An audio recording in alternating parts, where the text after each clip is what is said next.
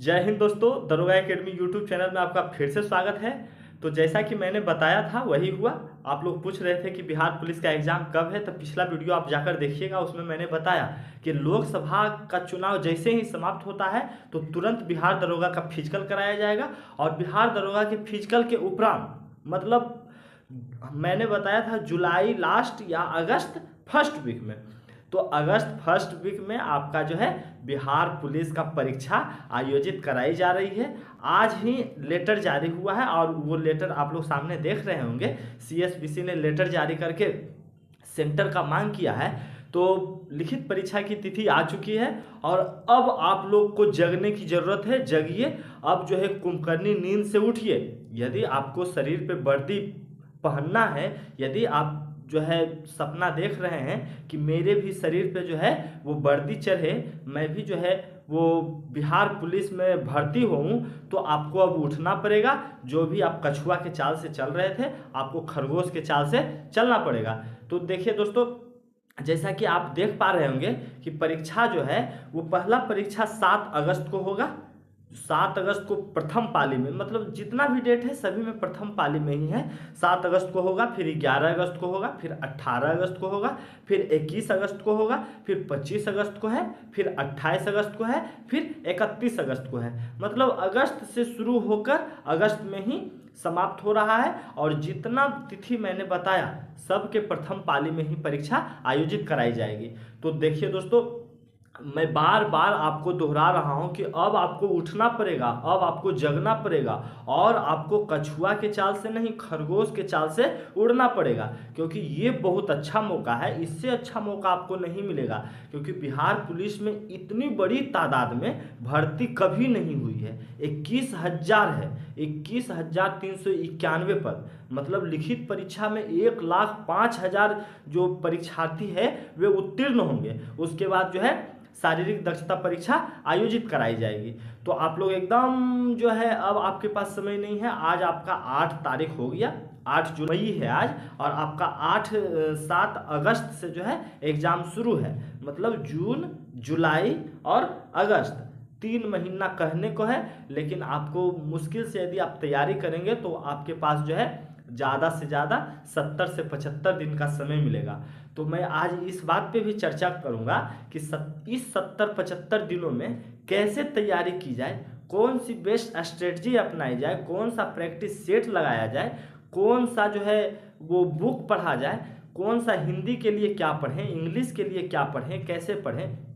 क्योंकि बिहार पुलिस में सारा सिलेबस जो है वो कवर करता है। तो आज उस सब बातों पे मैं चर्चा करूंगा। आप वीडियो में अंतिम तक बने रहेंगे तो आपका जो है पुलिस बनने का सपना साकार होगा। उम्र थका नहीं सकती, ठोकरें गिरा नहीं सकती।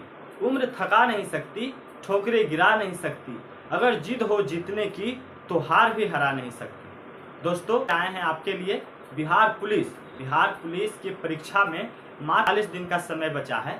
तो इस बचे हुए लोग कैसे यूज करें, कैसे पढ़ें, क्या पढ़ें, ताकि मेरा एक सीट पक्का हो। तो आइए दोस्तों, बिना समय लिए हुए आज हम लोग इसी पे चर्चा करने वाले हैं। तो आप बोर्ड पे देख रहे होंगे कि अब पूरा होगा वर्दी का सपना। अब जो है आपका वर्दी का सपना पूरा होने वाला है दोस्तों। कैसे पूरा होगा, तो बारीकी से हम हर एक चीज को समझेंगे और आपको अचीव क्या करना है, पाना क्या है। तो एक सीट के लिए कितनी लड़ाई है, एक सीट पर कितना बंदा जो है वो फाइट कर रहा है, वो क्या पढ़ रहा होगा जो आपसे अलग पढ़ रहा होगा। इसमें रिजल्ट उसी का होने वाला है जो भीड़ से अलग जा रहा है। पढ़ने का तो सब 19 लाख विद्यार्थी इसमें फॉर्म भरे हैं, 19 लाख का 19 लाख पढ़ रहे हैं, लेकिन रिजल्ट आएगा मात्र 1,07,000 का है। तो 1,07,000 वही विद्यार्थी होंगे जो 18 लाख से अलग होंगे। तो आज मैं उसी रास्ते को बताने वाला हूं कि आखिर आपको क्या अलग करना है। तो आइए दोस्तों, हम लोग चलते हैं कैसे करें तैयारी। तो कैसे करें तैयारी ताकि मेरा जो है एक सीट अपना पक्का हो। तो सबसे पहले हम लोग चर्चा कर लेते हैं कि टोटल सीट कितना है। तो इसके पहले वाला वीडियो में भी हम जो है विस्तार से चर्चा किए हैं डेट बाय डेट की कितनी तेजी से ये बहाली निकल रही है। यदि वो वीडियो नहीं देखे हैं तो उसका जो है लिंक मैं डिस्क्रिप्शन में डाल दूंगा, आप लोग जरूर देख लीजिएगा, ताकि आप जो है इस रेस में कहीं पीछे न छूट जाए। रेस में जो है आपको साथ साथ चलना है, तभी आपका जो है वर्दी का सपना पूरा होने वाला है। तो सबसे पहले हम लोग देखेंगे कि कितना सीट है। तो 21,391 सीट है दोस्तों, जिसमें 5 गुना रिजल्ट आने वाला है। तो रिजल्ट कितना आएगा, लगभग 1,07,000। और टोटल कितने विद्यार्थी परीक्षा में बैठने वाले हैं, तो 19 लाख लगभग फॉर्म गिरा है। तो 19 लाख में मोटा मोटी मान के चलिए 15-16 लाख विद्यार्थी बैठेंगे ही। अब जितना बैठे, लेकिन आपको जो है इस 1,07,000 में आना है। तो इसमें आने के लिए आपको क्या करना है, तो मैं यहाँ कुछ बिंदु को जो है समझाऊंगा कि क्या क्या करना है। तो सबसे पहले जो है पहला नंबर आपका है सिलेबस का नॉलेज। आप जिस परीक्षा में बैठने जा रहे हैं उस परीक्षा का सिलेबस क्या है, इसका नॉलेज आपको होना बहुत जरूरी है। तो इसका सिलेबस के बारे में हम लोग जो है संक्षेप में चर्चा करते हैं दोस्तों कि इसमें जो है कैसा कैसा क्वेश्चन कहाँ कहाँ से किस किस सब्जेक्ट से पूछा जाता है। तो देखिए दोस्तों, आप लोग जो है ध्यान दीजिएगा। हिंदी से 10 क्वेश्चन रहता है, इंग्लिश से 10 क्वेश्चन रहता है, उसके बाद मैथ प्लस रीजनिंग से भी 10 क्वेश्चन रहता है। टोटल कितना हो गया दोस्तों, 30 क्वेश्चन। बाकी जो 70 क्वेश्चन बच गए, तो 70 क्वेश्चन में जो है यहाँ डिवाइड कर दीजिए, वो आपका साइंस सेक्टर से हो जाएगा और इधर सोशल साइंस से हो जाएगा। तो साइंस में हो जाएगा फिजिक्स, केमिस्ट्री और बायोलॉजी। वही सोशल साइंस में हिस्ट्री, पॉलिटी, ज्योग्राफी और इकोनॉमिक्स। ये सारे सब्जेक्ट मिला के उधर जो 70 क्वेश्चन बच गया था, तो 70 क्वेश्चन इसी सब सेक्टर से पूछे जाएंगे। और विविध से भी क्वेश्चन पूछे जाते हैं, कभी कभी करंट अफेयर्स के भी 1-2 क्वेश्चन पूछ लिए जाते हैं। तो उसका भी मैं चर्चा करूंगा कि करंट अफेयर्स पढ़ना चाहिए या स्किप कर देना चाहिए, उसका मैं लास्ट में चर्चा करूंगा। तो आप विविध को भी इसमें ऐड कर लेंगे, विविध भी पढ़ लेंगे आप लोग, खेल कूद और वो पुरस्कार वगैरह जो होता है, बुक्स, राइटर्स, ये सब जो है आप लोग देख लेंगे। वो मैं बता दूंगा कि विविध में कौन कौन सा टॉपिक पढ़ना है। तो अभी मैं फ़िलहाल आपको जो है सिलेबस से अवगत करा रहा हूँ। अब दूसरा पॉइंट देखेंगे दोस्तों हम लोग, प्रीवियस ईयर क्वेश्चन पर पकड़ होना चाहिए। आप किसी भी परीक्षा की तैयारी कर रहे हैं तो कम से कम आपके टेबल पे पिछला 5 साल का जो है प्रीवियस ईयर क्वेश्चन होना चाहिए। उससे क्या होता है दोस्तों, आपको अंदाज़ा मिलता है कि कहाँ से क्वेश्चन पूछा जाता है, क्वेश्चन का प्रारूप क्या होता है, किस टॉपिक से क्वेश्चन आ रहे हैं। आप उसी जो है मतलब कि उसी बेस पे जो है आप तैयारी करेंगे। तो आपके टेबल पे पिछला 5 जो है परीक्षा जो आयोग द्वारा कराई, आप लोग का जो परीक्षा बिहार पुलिस का परीक्षा कंडक्ट कराती है वो CSBC कराती है। तो CSBC पिछला 5 परीक्षा जो कराई है उसका क्वेश्चन जो है आपके टेबल पे होना चाहिए। तो पिछला 5 परीक्षा कौन कौन सा हुआ है, तो 84-15 बिहार पुलिस का जो एग्ज़ाम हुआ था, फिर उधर फॉरेस्ट गार्ड और फॉरेस्टर का एग्ज़ाम हुआ था, फिर से फायरमैन का एग्ज़ाम हुआ था। अभी हाल फिलहाल में जो है मई माह में मद्य निषेध का एग्ज़ाम हुआ था, मद्य निषेध सिपाही का। तो ये सब जो है क्वेश्चन आपको इजीली यूट्यूब पे अवेलेबल हो जाएगा, या फिर मार्केट में जाएंगे तो क्वेश्चन बैंक भी आपको मिल जाएंगे। वो आप अतिशीघ्र जो है आप जो है ले आएँ, समझे। और उस क्वेश्चन बैंक को जो है बारीकी से पढ़ें। मेरा मानना है कि आप क्वेश्चन बैंक को डेली कम से कम एक बार जो है ज़रूर देखें। उससे क्या होगा कि आपको आइडिया मिलेगा। तो प्रीवियस ईयर क्वेश्चन पर पकड़ बहुत ज़रूरी है। उसके बाद तीसरा क्या है, ज़्यादा से ज़्यादा सेट प्रैक्टिस। दोस्तों मैं ये 5 पॉइंट आपको इसलिए बता रहा हूँ, ये आपको भीड़ से अलग करेगा। भीड़ से अलग होना आपको बहुत ज़रूरी है। घिसे पीटे जो पढ़ाई का तौर तरीका है उस तरह के सभी लोग पढ़ रहे हैं, तो सभी का तो रिजल्ट होने वाला है नहीं। वो तो मैं शुरू में ही बता दिया हूँ कि 1,07,000 का ही रिजल्ट होगा। और इसमें क्या है दोस्तों कि अभी जो रिटन एग्ज़ाम होगा तो इसमें सिर्फ क्वालिफाई करना ज़रूरी है। इसके मार्क्स जो है वो आपके मेरिट लिस्ट में नहीं जुड़ेंगे। आप इसमें सिर्फ क्वालिफाई होंगे तो आपका जो मेरिट बनेगा वो शारीरिक दक्षता परीक्षा जो होगा, जिसमें आपका रनिंग होगा, हाई जंप होगा, गोला फेंक होगा, वो सब में जितने अंक आप अर्जित करेंगे उसके आधार पर जो है मेरिट लिस्ट आपकी बनेगी। तो इसमें ये भी नहीं है कि हमको 100 में 90 लाना है, 95 लाना है, 85 लाना है, ऐसा नहीं है। आपको उतने ही लाना है जो इस परीक्षा में उत्तीर्ण होने वाले अंतिम विद्यार्थी ला रहे हैं। अंतिम विद्यार्थी जो अंक ला रहे हैं, मतलब कट ऑफ मार्क्स से ज़्यादा में रहना है आपको टॉपर नहीं बनना है। तो मैं आपको उस तरीके से भी नहीं बताऊंगा। और मैं एक सलाह आपको और भी दूंगा, इस बार हो सकता है शारीरिक दक्षता परीक्षा में जो है आपको मतलब उतना समय नहीं दिया जाए। तो जो भी हैं जिनको लगता है कि नहीं मैं जो है इसमें क्वालिफाई कर जाऊंगा, तो आप अभी से फील्ड पकड़ लें। ज़्यादा थकने की ज़रूरत नहीं है, स्लो रनिंग करें, 2-4 किलोमीटर अभी से ही रनिंग में आप लोग लग जाएं। तीसरा हम लोग देखेंगे ज़्यादा से ज़्यादा सेट प्रैक्टिस। तो देखिए दोस्तों, सेट प्रैक्टिस के बहुत फायदे होते हैं, मैं सेट प्रैक्टिस के फायदे बताऊंगा। लेकिन अब भी जो है ज़्यादा से ज़्यादा सेट प्रैक्टिस आप टारगेट बना लीजिए। अभी 45 दिन है तो कम से कम जो है आपको 100 सेट प्रैक्टिस कर लेना है। आप इस पर जो है ज़्यादा फोकस करें। भले आप उधर टॉपिक पढ़ें ना पढ़ें, अभी आप कितना पढ़े हैं, अभी पहले से आपका कितना अच्छा तैयारी है, ये मायने तो रखता ही है, साथ में ये बहुत ज़्यादा मायने रखता है कि आने वाले 45 दिन को आप कैसे तैयार कर रहे हैं। तो आने वाले 45 दिन में सबसे ज़्यादा जो आपको फोकस करना है वो सेट प्रैक्टिस पे करना है। सेट प्रैक्टिस आप जितना ज़्यादा से ज़्यादा कर सकते हैं कीजिए। यदि संभव है तो आप ग्रुप में सेट प्रैक्टिस कीजिए। यदि संभव नहीं है, आपके पास वैसा ग्रुप नहीं है, वैसा माहौल नहीं है, तो आप अकेले में भी सेट प्रैक्टिस कर सकते हैं। इसमें कोई दिक्कत आपको नहीं होने वाली है।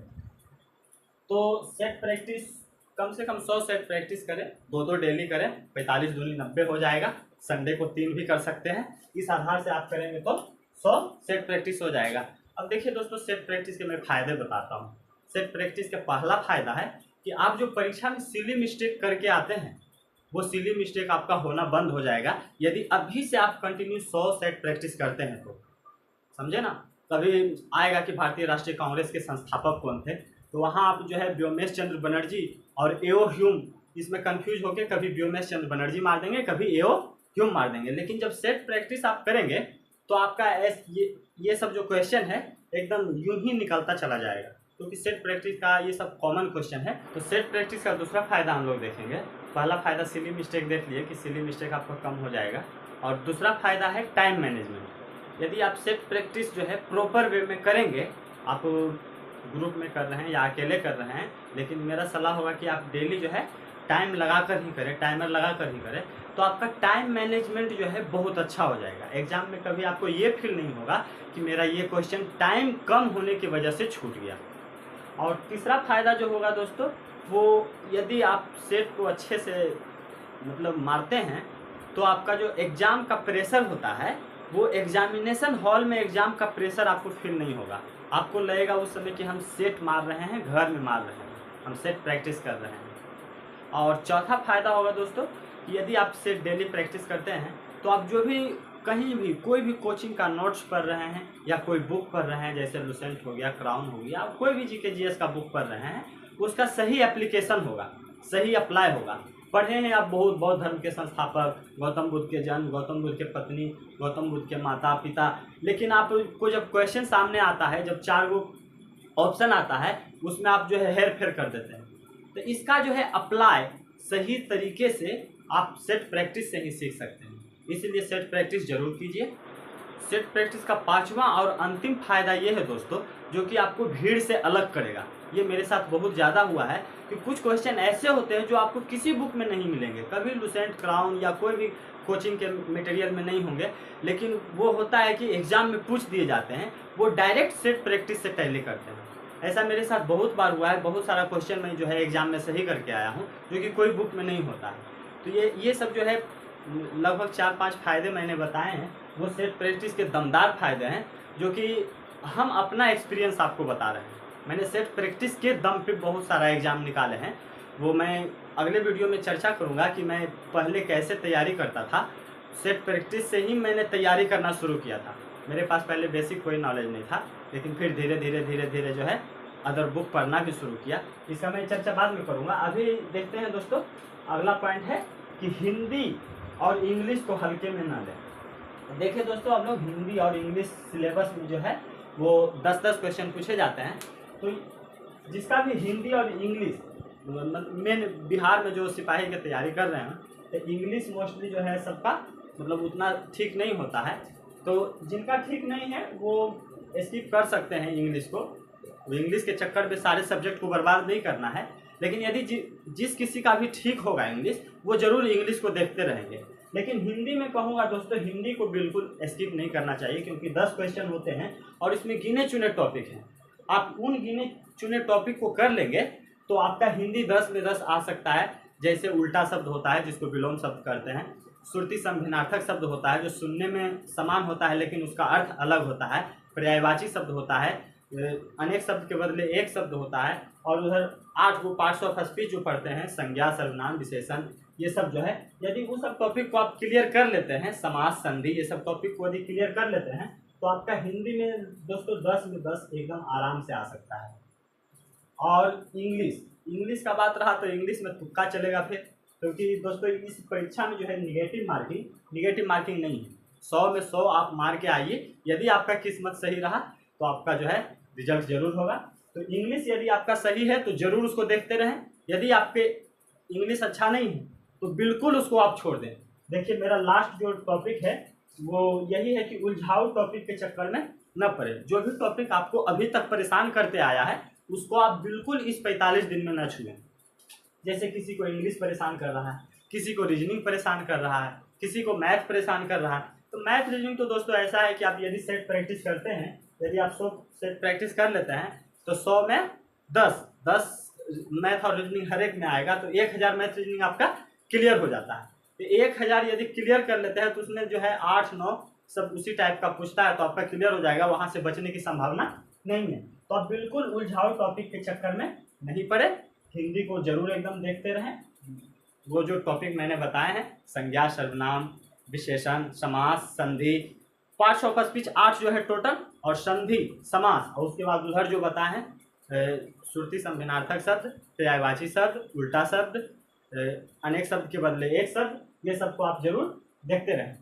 उसके बाद दोस्तों हम लोग देखते हैं कि करेंट अफेयर्स। मैं बोला था कि करेंट अफेयर्स के बारे में मैं लास्ट में चर्चा करूँगा।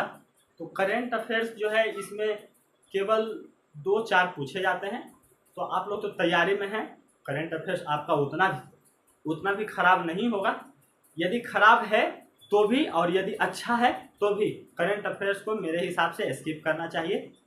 1-2 क्वेश्चन के चक्कर में आप पूरा तैयारी को आप बर्बाद नहीं कर सकते हैं। यदि आपके पास समय है, यदि आपके पास सेट प्रैक्टिस के अलावा समय है, तो आप बिल्कुल बुक पढ़ें, और बेसिक बुक पढ़ें। जैसे बेसिक बुक में आपका लुसेंट आता है, लुसेंट आप लोग पढ़ रहे होंगे, कोई क्राउन भी पढ़ रहे होंगे, तो बिल्कुल उसी को पढ़ें।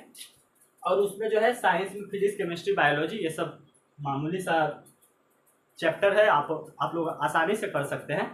और इधर जो है सोशल साइंस में थोड़ा सा मशक्क़त करने की ज़रूरत है, हिस्ट्री, पॉलिटी, ज्योग्राफी और इकोनॉमिक्स।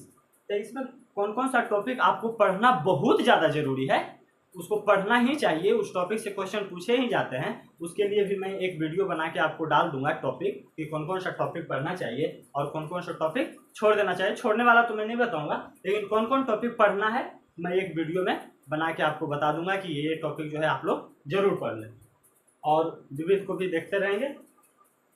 तो मिलते हैं दोस्तों अब अगले वीडियो में, तब तक के लिए जय हिंद।